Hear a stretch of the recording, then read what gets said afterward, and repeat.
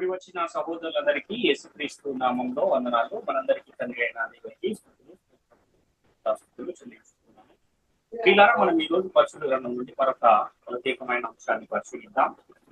అంశము యెహోవా ఇల్లు ఏది అన్న అంశాన్ని మనం పరిశీలించుకుందాం. అంటే యెహోవా ఇల్లు ఏది అన్న ఈ అంశం మీద కూడా అనేకమైన గందరగోళ పరిస్థితులు క్రైస్తవ సమాజంలో ఉన్నాయి. యెహోవా కట్టిన ఇల్లు ఏది అని ఈ అంశాన్ని మనం ఆలోచిస్తే,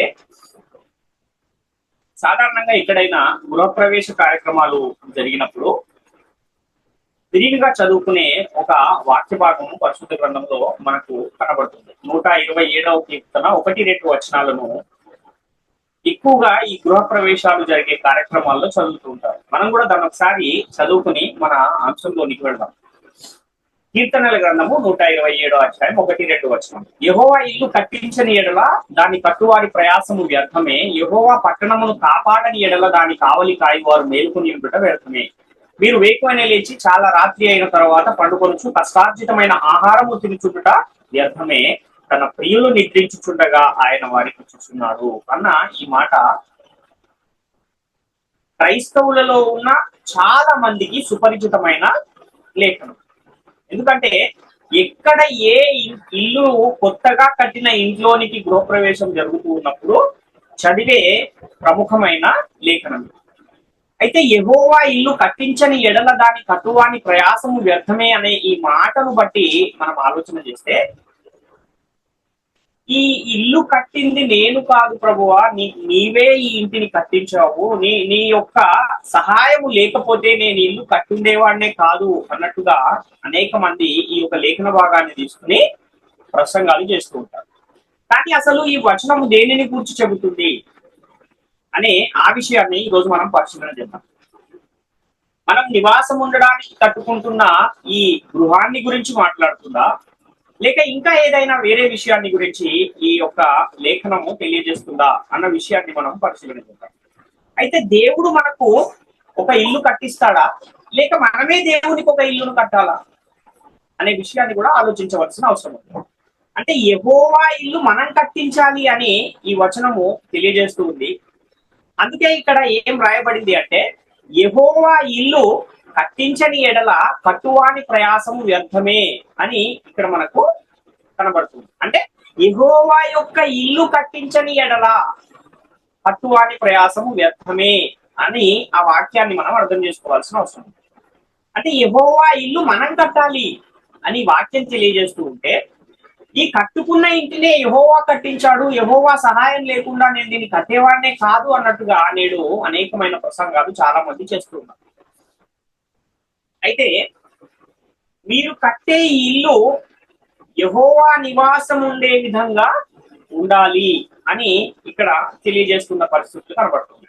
సాధారణంగా ఎవరైనా ఒక ఇల్లు కట్టుకుంటే ఆ ఇల్లు ఎవరు ఉండడానికి కట్టుకుంటారు అంటే, ఎవరైతే కట్టుకుంటున్నాడో ఆ కట్టుకునే ఆయన వారి కుటుంబ సభ్యులు అందరూ అందులో నివాసం ఉండడానికి ఇల్లును కట్టుకుంటారు.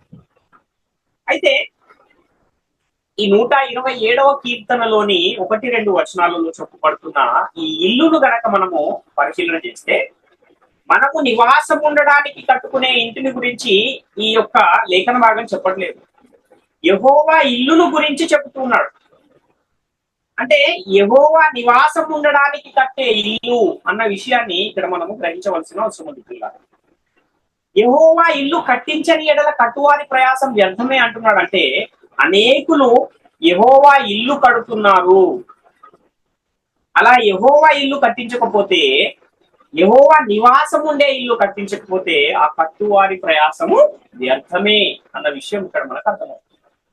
ఎవరైనా తమ కోసం కట్టుకుంటున్న ఇల్లు యెహోవా కట్టించాడు అని కాదు ఈ వాక్యము చెబుతున్న భావం. యెహోవా పట్టణమును కాపాడని ఎడల దానిని కావలి కాయువారు మేలుకుని ఉండటం వ్యర్థమే అంటున్నాడు 2వ భాగంలో. ఈ మాట మనం ఆలోచిస్తే, పట్టణాన్ని యెహోవా కాపాడుతాడు అని చాలా మంది అనుకుంటున్నారు. కానీ ఈ వచనం ఏం చెబుతుందంటే, యెహోవా యొక్క పట్టణాన్ని కాపాడని ఎడల కావలి కాయువారు మేలుకొని ఉంట వ్యర్థమే అంటున్నాడు. అంటే 127వ కీర్తనలోని మొదటి వచనంలో ఉన్న మాట ప్రకారం యెహోవా ఇల్లు కట్టించని ఎడల కట్టువాని ప్రయాసం వ్యర్థమే అన్న మాటను బట్టి యెహోవా నా ఇంటిని కట్టించాడు అనుకుంటే, మరి అదే వచనంలోని రెండో భాగాన్ని మనం ఆలోచన చేస్తే యెహోవా పట్టణమును కాపాడని ఎడల కావలి కాయి వారి ప్రయాసం వ్యర్థమే అన్న ఆ మాట మనం ఎలా అర్థం చేసుకోవాలి అని మనం ఆలోచిస్తే, ఇంతకీ ఏది యెహోవా పట్టణము, ఏ పట్టణాన్ని గురించి ఇక్కడ మాట్లాడుతున్నాడు, దేవుడు నివసించే గృహము ఎక్కడుంది అన్న ఈ ప్రశ్నలు మనం వేసుకుంటే ఈ లేఖనం ఇంకా కొంచెం స్పష్టంగా అర్థమయ్యే అవకాశం ఉంది. అంటే యెహోవా ఇల్లు కట్టించని ఎడల అంటే యెహోవాకు నీవు ఇల్లు కట్టించాలి అనే విషయాన్ని ఇక్కడ భక్తులు తెలియజేస్తున్నాడు. ఏది దేవుని ఇల్లు అని మనం ఆలోచించగలిగితే, మనకి ఇయ్యబడిన ఈ ఈ ఆత్మ అనేది నివాసం ఉండే రక్తమాంసములు గల దేహమే దేవుని ఆలయము అని పరిశుద్ధ గ్రంథం తెలియజేస్తుంది. మరి యెహోవా పట్టణం అంటే కూడా ఆ దేహమే పట్టణాన్ని కావలసిన ఆ పట్టణాన్ని కావలి కాసేవారు. ఈ ఏదైతే పట్టణం అంటున్నాడో అది కూడా ఆ దేహమే. అంటే దేహాన్ని ఎవరు కావలి కాస్తున్నారు అని మనం ఆలోచిస్తే, మన కళ్ళు, మన నోరు, మన కాళ్ళు, మన చేతులు, అంటే మనకున్న ఈ అవయవాలన్నీ కూడా ఆ దేహాన్ని ఏం చేస్తున్నాయి అంటే కావలి కాస్తూ ఉన్నాయి. అంటే యెహోవా పట్టణమును కాపాడని ఎడల కావలి కాయువారు మేలుకొని ఉంటే వ్యర్థమే అంటున్నాడు. అంటే మేలుకొని ఉండడం అంటే బ్రతికి ఉండటము వ్యర్థమే అంటున్నాడు. కాబట్టి చాలా జాగ్రత్తగా మనము లేఖనాలను చదవాల్సిన అవసరం ఉంది, దాన్ని పరిశీలించవలసిన అవసరం ఉంది అన్న విషయం మనకు అర్థమవుతుంది. అంటే మన దేహములో దేవుడు నివసించాలనుకుంటున్నాడా? ఈ దేహమే దేవుని ఆలయమా? ఈ దేవుడు మనలో ఉండాలంటే మనం ఎలా ఉండాలి? అంటే మన ఇష్టం వచ్చినట్టు మనం ఉంటే దేవుడు మనలో నివాసం ఉంటాడా అన్న ఈ ప్రశ్నలను కూడా మనం ఆలోచించవలసిన అవసరం ఉంది. అంటే మన ప్రవర్తన దేవుని ఎదుట ఎలా ఉంటే దేవుడు మనలో నివాసం ఉంటాడు అని మనం ఆలోచన చేస్తే, దేవుని చిత్తాన్ని మనము జరిగిస్తే దేవుడు మనలో నివాసం ఉంటాడు. అంటే మనమే దేవుని ఇల్లుగా ఉండాలి అన్న విషయాన్ని చెప్పడానికే కీర్తనల గ్రంథములోని 127వ వచనంలో 1-2 వచనాలలో చెప్తూ ఉన్న సందర్భము ఇది అన్న విషయము మనకు అర్థమవుతుంది. అంటే పరిశుద్ధంగా పవిత్రంగా ఉంటూ దేవుని ఇల్లు అనే మన దేహాన్ని దేవుడు ఉండడానికి అనుకూలంగా కట్టుకోండి అనే విషయాన్ని ఇక్కడ భక్తులు తెలియజేస్తున్న సందర్భం మనకు కనపడుతుంది. అంటే దేవుడు నివాసం ఉండడానికి ఈ భూమి మీద ఒక నివాసాన్ని దేవుడే కట్టాడు అని కూడా పరిశుద్ధ గ్రంథం తెలియజేస్తుంది. ఏంటా నివాసము అని మనం ఆలోచన చేస్తే, ఆదికాండము 2వ అధ్యాయం 7వ వచనంలో దేవుడైన యెహోవా నీలమంటితో నరుడు నిర్మించి వాడిని నాసికారంధములలో జీవవాయువును ఊదగా నరుడు జీవాత్మ ఆయను అన్న మాట మనకు అక్కడ కనపడుతుంది. అంటే దేవుడైన యెహోవా ఏం చేశాడు? నేలమంటితో నరుని నిర్మించాడు అంటున్నాడు. అంటే దేవుడు మనకిచ్చిన ఈ దేహం ఏంటి అంటే ఒక నిర్మాణము అని తెలియజేస్తున్నాడు ఇక్కడ. అంటే నిర్మాణమేనా అంటే ఎస్, ఇది నిర్మాణమే అని పరిశుద్ధ గ్రంథం తెలియజేస్తుంది. దేనిని మనం నిర్మాణం అంటాము? ఒక చిన్న పూరి గుడిసె నిర్మాణం అంటామా అంటే అనం. మరి ఒక పెద్ద భవంతిని ఎలాగైతే నిర్మాణము అంటామో, ఈ మానవ దేహం కూడా ఒక పెద్ద భవంతి కంటే కూడా ఎక్కువైనదిగా దేవుడు దాన్ని ఇక్కడ వర్ణిస్తున్నాడు. అంటే ఈ జీవాత్మగా ఉన్న ఆదాము దేవుని ఆలయంగా ఎప్పుడు మారాడు అన్న విషయాన్ని కూడా మనము పరిశీలన చేయగలిగితే, ఎప్పటి వరకు ఈ ఆదాము దేవుని ఆలయంగా ఉన్నాడు?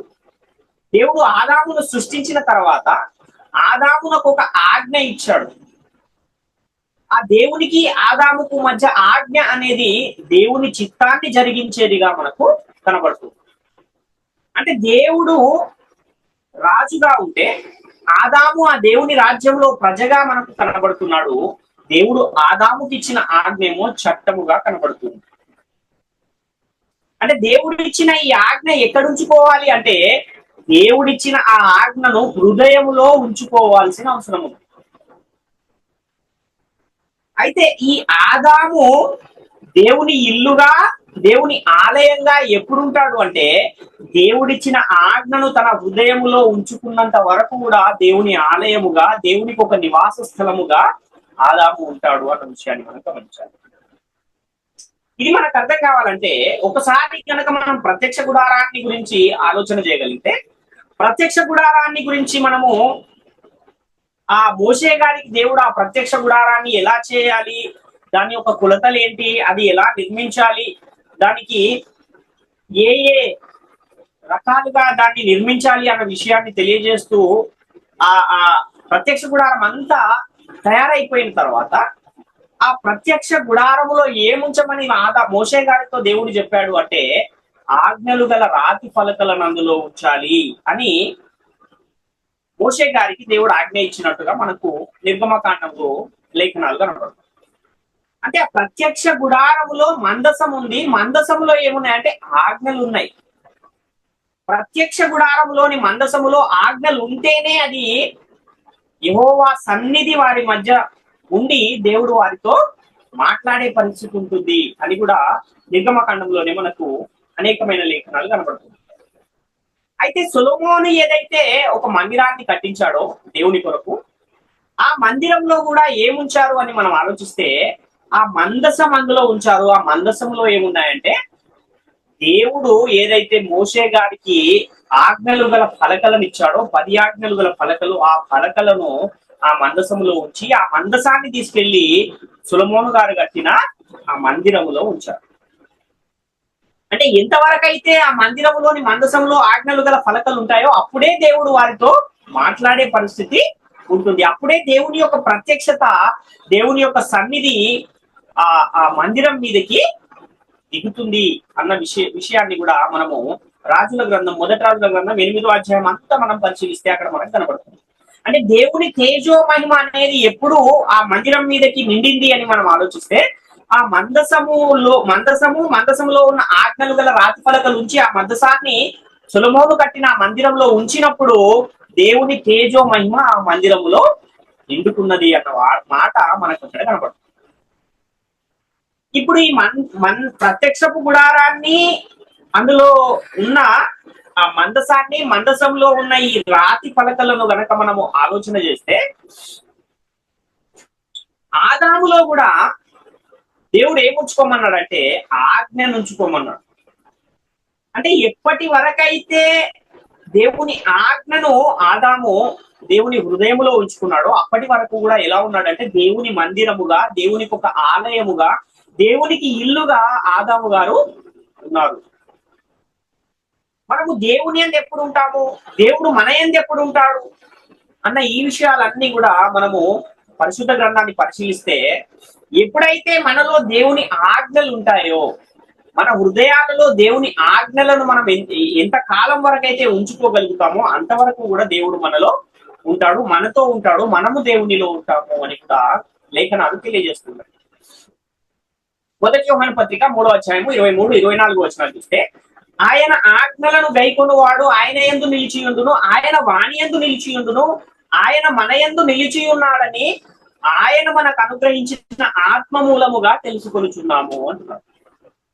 అంటే ఆయన మనలో ఉండాలంటే ఇక్కడ ఒక కండిషన్ ఉంది, ఇక్కడ ఒక ఏముంది కండిషన్ దేవుడు తెలియజేస్తున్నాడు. ఏంటది అని అంటే ఆజ్ఞలను నీవు హృదయములో నివసింపజేసుకోవాలి, అప్పుడు ఆయన నీలో ఉంటాడు, నీవు ఆయనలో ఉంటావు అని తెలియజేస్తున్నాడు. కాబట్టి ఆజ్ఞ గైకొను వారు ఆయన యందు ఉంటారు, వారు ఆయన యందు ఉంటే ఆయన వారి యందు ఉంటాడు, అప్పుడు నేను వారికి దేవుడన యందును, వారు నాకు ప్రజలయ్యుందురు అని పరిశుద్ధ గ్రంథము తెలియజేస్తుంది.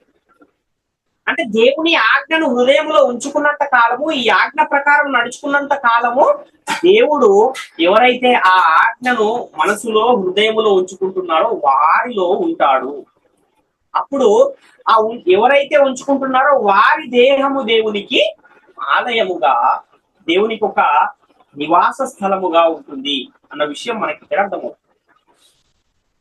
అంటే దేవుని ఆలయము అంటే మనం ఆరాధించడానికి కూడుకునే రాతితో నిర్మించిన నిర్మాణము కాదు. ఎందుకంటే దేవుడు హస్తకృత ఆలయములో నివసింపడు అని కూడా పరిశుద్ధ గ్రంథం చాలా స్పష్టంగా తెలియజేస్తుంది. మరి ఎక్కడ ఉంటాడు దేవుడు, ఎక్కడ ఉండాలని కోరుకున్నాడు అనంటే మనలోనే ఉండాలి అని దేవుడు కోరుకున్నాడు. మరి ఎప్పుడు ఉంటాడు మనలో దేవుడు అనంటే ఆయన ఆజ్ఞను మన హృదయాలలో ఉంచుకున్నప్పుడు దేవుడు మనలో నివాసం ఉంటాడు.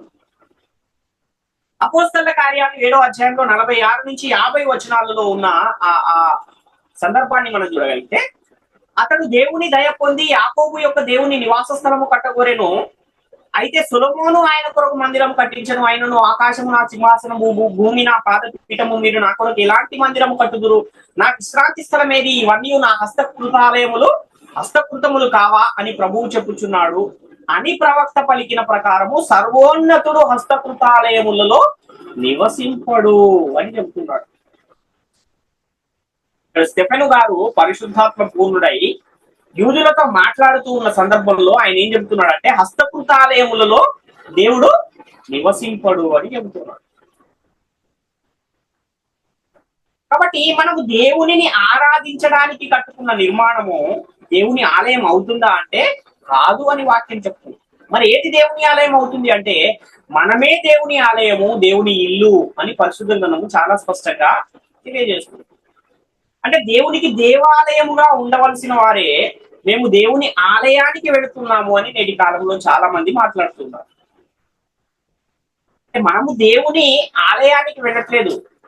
దేవుని ఆలయాలన్నీ దేవుణ్ణి ఆరాధించడానికి ఒక స్థలానికి వెళుతున్నారు. అంటే ఆ ఏదైతే మందిరం అని పేరు పెట్టుకుని కట్టుకున్న ఆ నిర్మాణం ఏంటి అంటే, దేవుని ఆలయాలన్నీ వచ్చి దేవుణ్ణి ఆరాధించే స్థలం అది.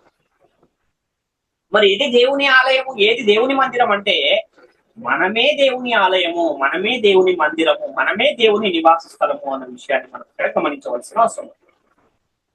అపోస్తల కార్యాలు 17:24-25 వచనాలు కూడా చూస్తే, జగత్తును అందరి సమస్తమును నిర్మించిన దేవుడు తానే ఆకాశమునకును భూమికిని ప్రభు అయి ఉన్నందున హస్తకృతములైన ఆలయములో నివసింపడు. ఆయన అందరికీ జీవమును ఊపిరిని సమస్తమును దయచేవాడు కనుక తనకి ఏదైనాను పొదవై ఉన్నట్టు మనుషుల చేతులతో సేవింపబడువాడు కాడు అంటున్నారు. అంటే ఆయన హస్తకృతాలయములో నివసించే పరిస్థితి లేదు అని చెప్తున్నారు. ఇవన్నీ ఎప్పుడు మనకు అర్థమవుతాయంటే, వ్రాయబడిన విషయాలను, దేవుని నుండి వచ్చిన బోధను మనం ఎప్పుడైతే విని దానిని మన హృదయాలలో ఉంచుకుని దానిని అనుసరించగలుగుతామో అప్పుడు ఈ విషయాలన్నీ మనకు అర్థమవుతాయి. అదే విషయాన్ని యేసుక్రీస్తు వారు కూడా తెలియజేస్తున్నారు. ఒకసారి మనము యోహాను సువార్త 8:43-44 వచనాలు చూస్తే, మీరేలా నా మాటలు గ్రహింపకున్నారు? మీరు నా బోధ విననేరకుంట వలననే కదా. మీరు మీ తండ్రి యొక్క అపవాది సంబంధులు, మీ తండ్రి దురాశను నెరవేర్చగోరుచున్నారు. ఆది నుండి వాడు నరహంతకుడై ఉండి సత్యమందు నిలిచిన వాడు కాడు, వాని యందు సత్యమే లేదు. వాడు అబద్ధమాడునప్పుడు తన స్వభావం అనుసరించి ఏ మాటలాడును, వాడు అబద్ధికుడును అబద్ధమునకు జనకుడును అయి ఉన్నాడు అని ఇక్కడ యేసుక్రీస్తు వారు తెలియజేస్తున్నారు. అంటే ఏదైతే దేవుని బోధ ఉందో ఆ బోధను గనక గ్రహింపకపోతే, ఆ బోధను గనక వినకపోతే, ఆ బోధను హృదయంలో ఉంచుకోకపోతే ఎలా మారిపోయే ప్రమాదం ఉంది అనంటే, అపవాది సంబంధులుగా మారిపోయే ప్రమాదము ఉంది. అంటే మన తండ్రి అయిన దేవుణ్ణి పక్కన పెట్టేసి సాతానునే తండ్రిగా మీ హృదయాలలో ప్రతిష్ఠించుకున్న వారుగా మీరు మారిపోతారు అని యేసుక్రీస్తు వారు తెలియజేస్తున్నారు. యోహాను సువార్త 8:31-32 కూడా మనం చూస్తే, కాబట్టి యేసు తనను నమ్మిన యూదులతో, మీరు నా వాక్యమందు నిలిచిన వారైతే నిజముగా నాకు శిష్యులై ఉండి సత్యమును గ్రహించదరు, అప్పుడు సత్యము మిమ్మును స్వతంత్రులనుగా చేయును. అంటే వాక్యములో నిలబడాలి, వాక్యములో ఏకమవ్వాలి, బోధ విని దానిని అనుసరించాలి అని ఇక్కడ యేసుక్రీస్తు వారు తెలియజేస్తారు. అంటే వాక్యము మనలో ఉంటేనే తండ్రి మనలో ఉంటాడు. మొట్టమొదటి మనిషి అయిన ఆదాము కూడా కొంతకాలము దేవుని ఆలయముగా ఉన్నాడు. కానీ కొంతకాలము తర్వాత ఎప్పుడైతే దేవుని ఆజ్ఞను పక్కన పెట్టి అపవాది చెప్పిన మాటకు లోబడి ఏదైతే తినొద్దు అన్న ఆ పండుని తెంచుకుని ఇరువురు కూడా తిన్నారో, అప్పుడు ఏమైపోయారంటే అపవాదికి వాళ్ళు పిల్లలుగా మారిపోయారు. అపవాదిని తమ హృదయాలలో తండ్రిగా ప్రతిష్ఠించుకున్న పరిస్థితి మనకు కనబడుతుంది. దేవుని ఆలయముగా ఉన్న వారు దొంగల గుహగా మారిపోయిన పరిస్థితి కనబడుతుంది. ఎందుకలా జరిగింది, ఎందుకలా మారిపోయింది అంటే, ఆదాము హృదయంలో ఉన్న వాక్యాన్ని సాతాను ఏం చేశాడు, దొంగిలించాడు కనుక ఆదాము అనే దేవుని ఆలయము దొంగల గుహగా మారిపోయిన పరిస్థితి మనకు కనబడుతుంది. నేటి కాలంలో కూడా అపవాది ఏం చేస్తున్నాడు అంటే, దేవుని వాక్యం ఎవరి హృదయాలలోనైతే ఉందో వారి హృదయాలలో నుండి దేవుని వాక్యాన్ని తీసివేసి తన వాక్యాన్ని ఉంచుతూ ఉన్న పరిస్థితులు కనబడుతున్నాయి. అందుకే వాక్యాన్ని కలిపి చెరిపి అనేకులను ఏం చేస్తున్నాడు అపవాది అంటే పాడు చేస్తున్నాడు. మరలా మన దేహాలను దేవుని ఇల్లుగా దేవుని ఆలయంగా మార్చాలంటే ఏం జరగాలి, ఏం చేయాలి అంటే దేవుని వాక్యాన్ని తీసుకొచ్చి మరలా మన హృదయాలలో నివసింపజేసుకోవాలి. అబ్రహాం గారికి దేవుడు ఏదైతే వాగ్దానం చేశాడో, నీ సంతానం మందు భూమి యొక్క సమస్త వంశములు ఆశీర్వదించబడు అనే ఆ వాగ్దానాన్ని చేశాడో, ఆ వాగ్దాన సంతానంగా యేసుక్రీస్తు వారిని దేవుడి లోకానికి పంపించాడు. ఎందుకు వచ్చాడు యేసుక్రీస్తు లోకానికి అంటే, పాడైపోయిన దేవుని ఆలయాలుగా ఉన్న మనలను బాగు చేసి మరలా దేవుని సన్నిధిలో నిలవబెట్టడానికే యేసుక్రీస్తును దేవుని లోకానికి పంపించాడు. దేవుడు ఇశ్రాయేలీలకు ఇచ్చిన ఆజ్ఞలను ఎక్కడ ఉంచారు ఆ రోజుల్లో అంటే రాతి ఫలకాల మీద ఉంచారు. కానీ మనుషుల హృదయాలలో అవి ఆ కాలంలో లేవు. అందుకనే ప్రవక్తల ద్వారా దేవుడు మరలా ఒక వాగ్దానం ఏం చేశాడంటే, రాతి ఫలకల మీద ఇంతకు ముందు ఆ ఆజ్ఞలు అయితే ఉన్నాయి, కానీ ఇక రాబో దినములలో నేను ఒక నూతన నిబంధన చేయబోచున్నాను. ఆ నిబంధన ఎక్కడ రాస్తాను అంటే మనుషుల హృదయాల మీద రాస్తాను అని ఒక వాగ్దానాన్ని ఇర్మియా గ్రంథం 31వ అధ్యాయం 31 నుంచి 34 వచనాలలో మనకు కనబడుతుంది. అలా రాతి ఫలకల మీద ఉన్న దేవుని ఆజ్ఞలను హృదయాల మీద వ్రాసినప్పుడు మరలా అలా వ్రాయబడిన వారందరూ ఎలా మారుతారు అంటే దేవుని ఆలయాలుగా, దేవునికి ఇల్లుగా, దేవునికి నివాస స్థలాలుగా మారుతారు. ఈ వాగ్దానం నెరవేరిందా అంటే హెబ్రీ గ్రంథకర్త ఏం తెలియజేస్తున్నాడంటే, ఆ వాగ్దానం నెరవేరింది అన్న విషయాన్ని హెబ్రీ పత్రిక 8వ అధ్యాయం 8 నుంచి 10 వచనాల్లో అదే విషయాన్ని ఎత్తి చెబుతూ ఏదైతే వాగ్దానం చేశాడో అది నెరవేరింది అని తెలియజేస్తున్న సందర్భం మనకు కనపడుతుంది. అంటే హృదయములో నుండి దొంగిలించబడిన ఆజ్ఞలను హృదయములో మరలా ఉంచడానికి దేవుడు ఒక ప్రణాళికను సిద్ధం చేశాడు. మన హృదయాల మీద దేవుని ఆజ్ఞలు వ్రాయబడాలంటే దేవునితో ఏముండాలి? సమాధాన స్థితి కలిగి ఉంటేనే అది సాధ్యమవుతుంది. అంటే దేవునితో సమాధాన స్థితి కలగాలంటే ఏం జరగాలి అని అంటే, పాపులుగా ఉన్న మనము పరిశుద్ధులుగా మార్చబడాలి. అంటే మనకు పాప క్షమాపణ అనేది జరగవలసిన అవసరం. ఆ పాప క్షమాపణను మనకు దయచేయడానికే దేవుడు యేసుక్రీస్తును పంపించి, యేసుక్రీస్తును సిలువలో మరణానికి అప్పగించి సమాధి చేయబడిన తర్వాత 3వ దినము ఆయనను తిరిగి లేపుట ద్వారా ఆ శిలువ మరణ సమాధి పునరుత్థానాల వార్తను మనము విని దానిని అంగీకరించి ఎప్పుడైతే మనము యేసుక్రీస్తు నామములో బాప్తిస్మం పొంది సంఘములో చేర్చబడుతున్నామో అప్పుడు మనము దేవునితో సమాధాన స్థితి గలవారమైంది. పాప క్షమాపణ మనకు దొరకడం వలన దేవుని ఆలయముగా మరలా మనము మార్చబడుతూ ఉన్నాం. ఎఫెసీయులకు రాసిన పత్రిక 2వ అధ్యాయము 14 నుంచి 19 వచనాలలో ఇదంతా మనకు కనబడుతుంది. 19వ వచనాన్ని మనము జాగ్రత్తగా పరిశీలించగలిగితే, కాబట్టి మీరు ఇక మీదట పరజనులను పరదేశులను అయ్యుండక పరిశుద్ధులతో ఏక పట్టణస్థులను దేవుని ఇంటి వారునై ఉన్నారు. ఎలా జరిగింది ఇది అనంటే, ఆయన వచ్చి దూరస్తులైన మీకును సమీపస్తులైన వారికి సమాధాన సువార్తను ప్రకటించను. ఆయన ద్వారానే మనం ఉభయులము ఒక్క ఆత్మయందు తండ్రి సన్నిధికి చేరగలిగి ఉన్నాము అని ఇక్కడ తెలియజేస్తున్నారు. అంటే యేసుక్రీస్తు వారు వచ్చి ఏం చేశారు అనంటే, ఇశ్రాయేలీయులకు మరియు అన్ని జనులకు మధ్య ఉన్న ఆ అడ్డుగోడగా ఉన్న ఆ ద్వేషమును సిలువలో సంహరించి వారిని మనలను ఏకము చేసి పరిశుద్ధులతో ఏక పట్టణస్థులుగా మనల్ని మార్చాడు. ఎఫెసీ పత్రిక 1వ అధ్యాయం 7వ వచనాన్ని కూడా మనము చూడగలిగితే, దేవుని కృపా మహదైశ్వర్యమును బట్టి ఆ ప్రియునియందు ఆయన రక్తము వలన మనకు విమోచనము అనగా మన అపరాధములకు క్షమాపణ మనకు కలిగి ఉన్నది. ఎప్పుడైతే మన అపరాధములకు మనకు క్షమాపణ అనేది దొరికిందో అప్పుడు మరలా మనకు దేవునితో సమాధాన స్థితి అనేది దొరికింది. ఏదైతే హృదయాల మీద ఆజ్ఞలు వ్రాయబడాలో అది ఎలా జరుగుతుంది అంటే, తండ్రి యొద్ద నుండి యేసుక్రీస్తు పంపిన పరిశుద్ధాత్ముని పొందుకున్న అపోస్తలులు ఏదైతే దేవుని మూలముగా సిద్ధపరిచిన ఆ వాక్యాన్ని మన హృదయాలలో ఉంచుకోవడం ద్వారా, ఉంచుకున్న ఆ ఆజ్ఞల ప్రకారముగా మనము నివసించడం ద్వారా దేవుని నివాసముగా, దేవుని ఇల్లుగా, దేవుని ఆలయముగా మనము మార్చబడతాము అనే విషయాన్ని గమనించవలసిన అవసరం.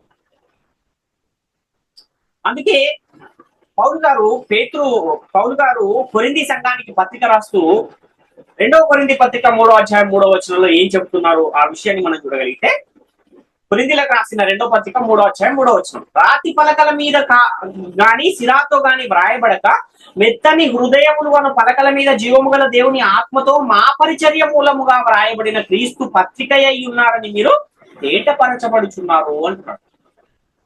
అంటే ఎక్కడ వ్రాస్తానని ఇర్మియా గ్రంథములో మనకు ఇర్మియా ప్రవక్త ద్వారా ఒక వాగ్దానాన్ని దేవుడు చేశాడో, ఆ వాగ్దానం ఇక్కడ నెరవేరింది అని పౌలు గారు తెలియజేస్తున్నారు.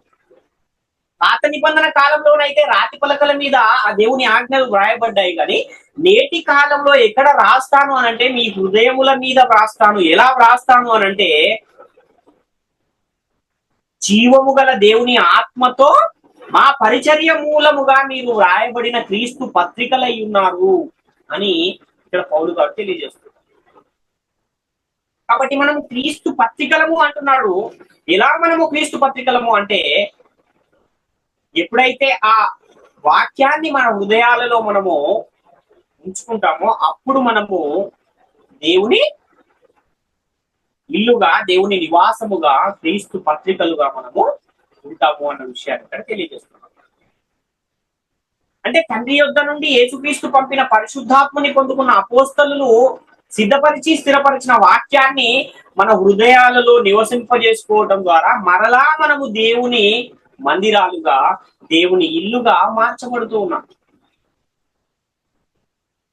ఇదంతా ఎందుకు జరిగింది అనంటే, ఏదైతే పోగొట్టుకున్నామో ఆ పోగొట్టుకున్న ఆ మహిమను మరలా మనం పొందుకోవడానికి యేసుక్రీస్తు వారిని ఈ లోకానికి పంపించి ఆయన ద్వారా మరలా మనల్ని దేవునితో సమాధాన స్థితిని కలుగజేసి దేవుని యొద్ద ఒక మార్గాన్ని సిద్ధపరిచి ఆ మార్గంలో మనం నడవడానికి ఇంకొక ప్రణాళికను దేవుడు మన కొరకు సిద్ధపరచాడు.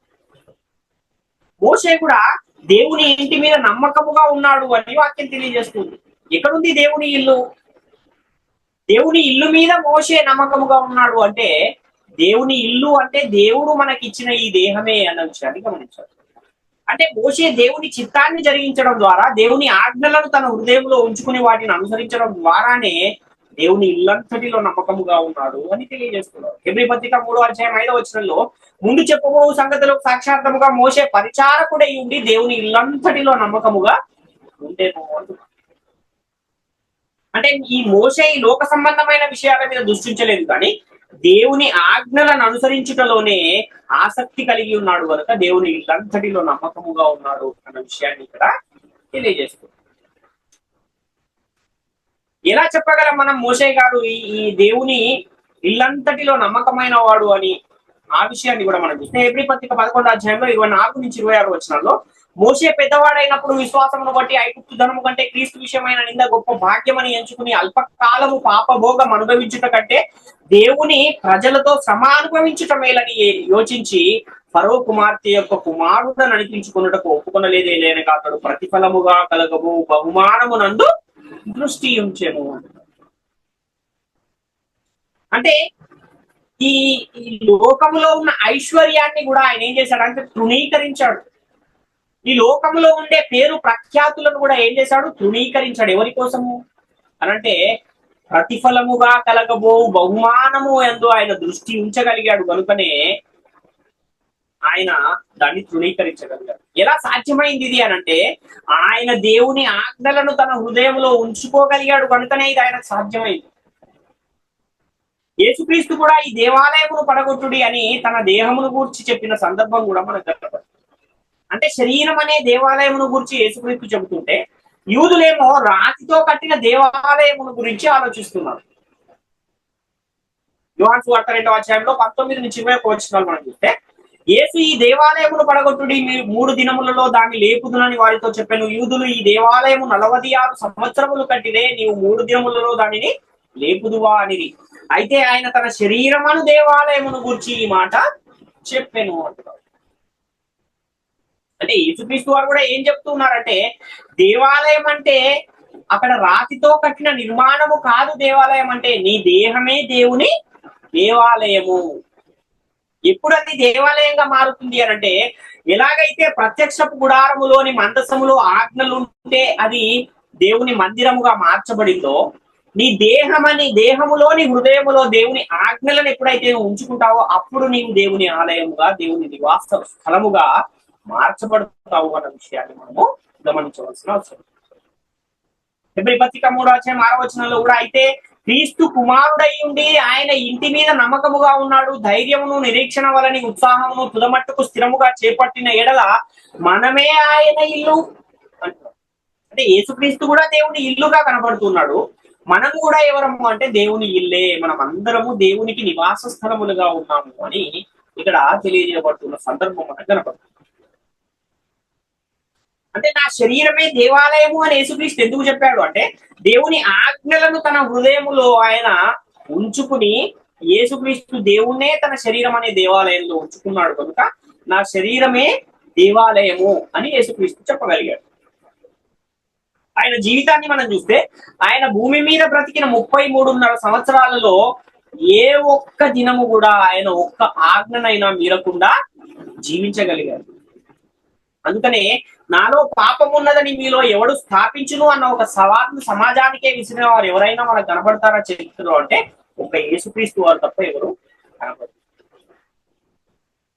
యోహాను సువార్త 30:37-38 కూడా చూస్తే నేను నా తండ్రి క్రియలు చేయని ఎడల నన్ను నమ్మకుడి, చేసిన ఎడల నన్ను నమ్మకున్నాను, తండ్రి నాయందును నేను తండ్రి యందును ఉన్నామని మీరు గ్రహించి తెలుసుకున్నట్లు ఆయన క్రియలను నమ్ముడని వారితో చెప్పారు.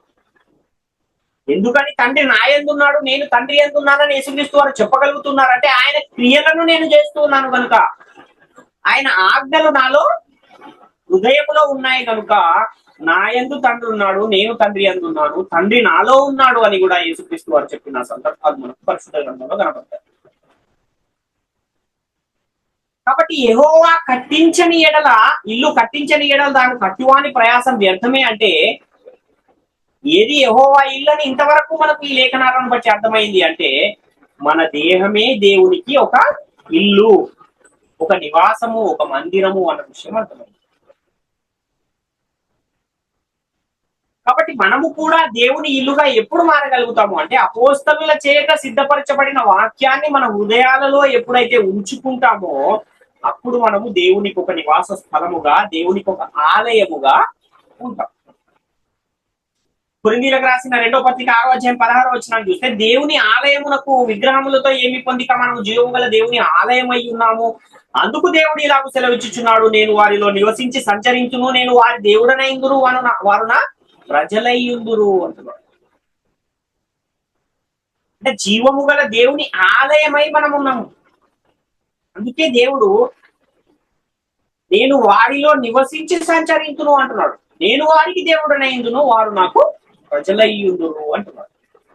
కొరింథీయులకు రాసిన 1:19-20 కూడా చూస్తే మీ దేహము దేవుని వలన మీకు అనుగ్రహించబడి మీలో ఉన్న పరిశుద్ధాత్మకు ఆలయమై ఉన్నదని మీరు ఎరుగరా, మీరు మీ సొత్తు కారు, విలువ పెట్టి కొనబడిన వారు కనుక మీ దేహముతో దేవుని మహిమపరుచుడి అంటున్నాడు.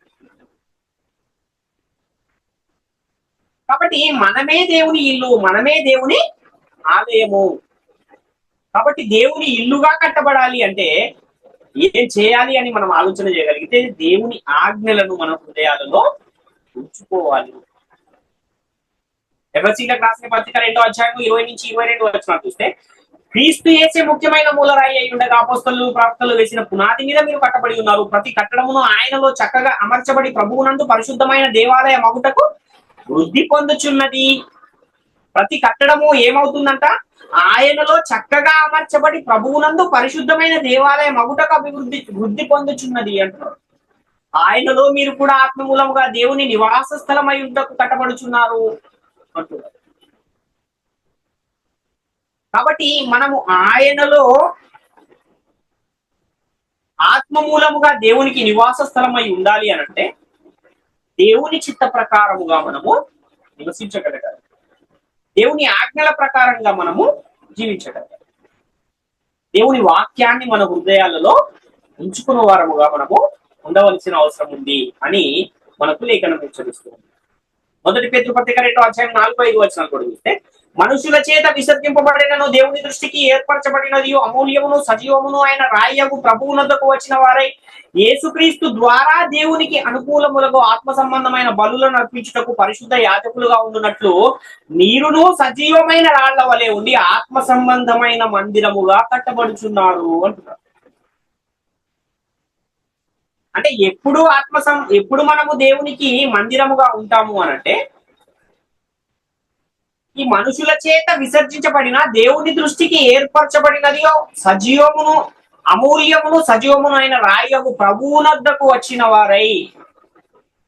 అంటే మొదట క్రీస్తు యొద్దకు వచ్చి క్రీస్తు ఏదైతే సంఘానికి ఆజ్ఞలను అపోస్తలుల ద్వారా పరిశుద్ధాత్మ ప్రేరణతో వాళ్ళు సిద్ధపరిచారో వాటిని మనము మన హృదయాలలో ఉంచుకున్నప్పుడు అప్పుడు మనము ఆ సజీవమైన రాళ్ల వలె ఉండి ఆత్మ సంబంధమైన మందిరముగా కట్టబడతాము అన్న విషయాన్ని తెలియజేస్తున్నాడు.